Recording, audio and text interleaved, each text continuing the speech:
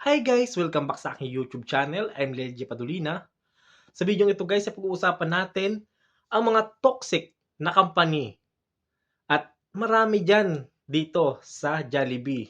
Ayan, pag-uusapan natin yan. Sa lahat ng fast food, sobrang dami niyan. At hindi lang sa Jollibee, marami niyan. At sa iba't iba pang company, hindi na mawawala ang pagiging toxic. So yun, guys, ang pag-uusapan natin. At bago ang lahat, ay shoutout muna sa mga lalabas sa screen. Ayan. Shoutout sa inyo. At maraming salamat po sa walang sawang pagsuporta sa ating mga video. At sa mga patuloy na nag-a-apply. At sa mga may trabaho ngayon, good luck po sa inyo dahil yan ay blessing sa ating lahat. Yun nga pala, GY tayo ngayon. Medyo puyat pa ako. Kita nyo naman sa aking mga mata. Ayan. So, kahit na ganun, ay magbibigay pa rin tayo ng mga informative videos na kakapulutan ng mga aral ng mga solid viewers natin, no? Kaya kung bago ka pa lang sa aking YouTube channel, ay maaari bang humingi ng isang subscribe para lagi kang updated sa ating ilalabas na video. So, yun guys, huwag natin ito patagalin.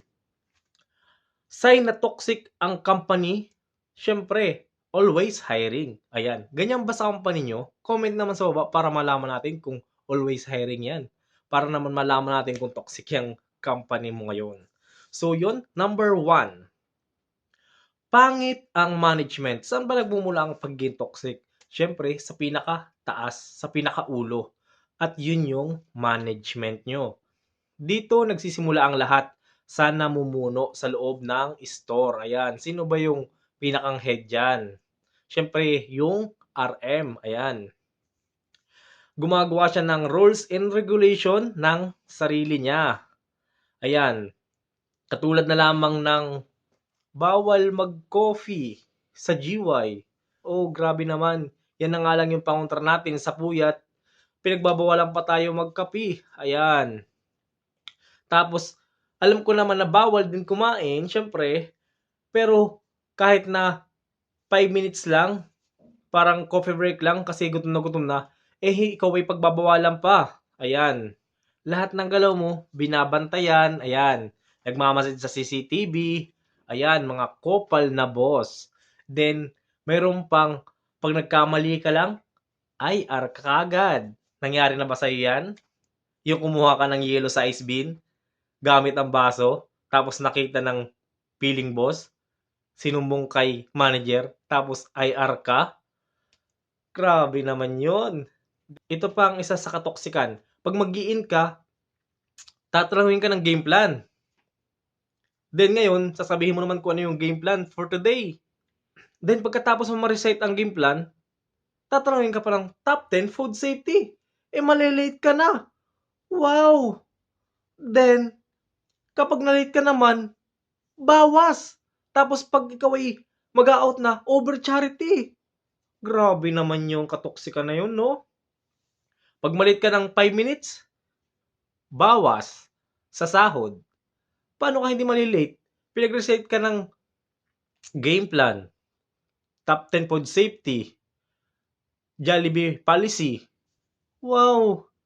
Sobra naman yon. Ma'am sir, hindi ba pwedeng pag sinabing ma'am time in po, kung game plan lang dapat or di kay top 10 food safety. Ito pa ang malala. Hindi pa yun i-in. Hindi pa niya i-in yung sa bandiklak. Gagawin pa nun, i-check ka pa. I-check yung kuko, i-check yung bigote, i-check lahat. Samantalang dito sa abroad, pwede yung ganito, bigote.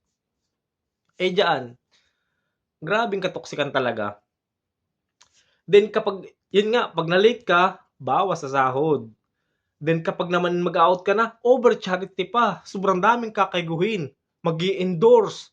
Lahat sa'yo. Wala nang gagawin yung papalit sa'yo. Yan yung mga toxic talaga sa atin, no? Then number 2, kulang sa manpower. Ito talaga yung pinaka sinusukuan ng lahat. Yung pinipilit kayanin kahit hindi naman talaga kaya. Grabe ang trabaho. Patayan, karabawan. Totoo naman talaga eh. Kalabawan yung trabaho niyan. Tsaka grabe yung trabaho. Lahat ikaw yung gagawa. Ikaw ang magbaback up. Ikaw ang magluluto. Ikaw magpa-pryman. Ikaw mag-assemble. Ikaw magra-wrap rice. Ikaw mag kakaigo, ikaw maglilinis, maging janitor, halos sa'yo na lahat. Ikaw na yung nagpapakahiro. Tapos yung kasama mo, kapag peak hours na, biglang nawawala, naglalaho. Babalik na lang kapag tapos na ng peak hours. Nasaan ang hustisya? Toxic Philippines. Toxic na kasama. Grabe yung mga ganong bagay. Mag-comment kayo sa baba kung naranasan nyo yan, ha. Yung kapag peak hours, biglang nawawala yung kasama mo. Nagmamagic. Iniiwanan tayong gumugulong. Very toxic. Then number 3, sobrang daming toxic. Hirap pakisamahan, makibagay, sobra pang mang-abuso. Totoo talaga yan, nangyayari yan sa pagiging service crew natin. Lalo na kapag tayo ay bago. Sobra abusuhin yung mga bago, utos-utusan. Ang daming amo. Manager, TL, yung kasama na piling boss. Yung gawain niya, ipapasa sa'yo. Kahit hindi mo naman yung gawain. Kaya sobrang daming nagre-resign. Kahit na 1 linggo pa lang, sumusuko na dahil sa ganong sistema. Tapos sobrang dami pang sip-sip. Ayan. Kapag ikaw ay nabibigyan ng award, nako, yari ka. Pag-iinitan ka ng may mga inggit sa iyo. Sasabihin, wow, most of improvement. O kaya minsan, crew of the month. Nako, hihilahin ka nila pababa. Hahanapan ka lang ng mali, susumbong ka niyan. Mga ganyan yung mga taong grabe. Kaya, imbes na yung iba mag-improve, lalong nadadown sila. Yung mga bago, gustong-gustong matuto, gustong magpaturo, hindi tinuturuan. Sa totoo lang, ang dami pa nagko-comment sa akin at gusto nilang magpaturo. Kaya nasasagot natin sa mga vlog natin, no? Kasi nga, nahihiya na sila magtanong sa kanilang TL. Bilang TL tayo sa tindahan at crew trainer, cargo natin yung mga training natin, no? Naturuan ng maayos. Hindi yung pakitaan ng yabang, pagalitan kapag nagkamali, sabihin na bobo kapag walang nakabisado. Guys, marami na ako nagawa dyan na video about sa trabaho dyan sa loob ng tindahan. Maraming video na tayo nagawa dyan na pwede nyo i-scroll at panoorin. Kaya sa mga nagtatanong, i-scroll nyo lang po yung mga video natin dyan upang marami kayong matutunan, no? So yun, hanggang dito na lang. At i-share nyo naman kung gaano katoxic ang inyong store na napasukan at kung gaano katoxic ang inyong kumpanya ngayon para malaman natin yan at mapag-usapan.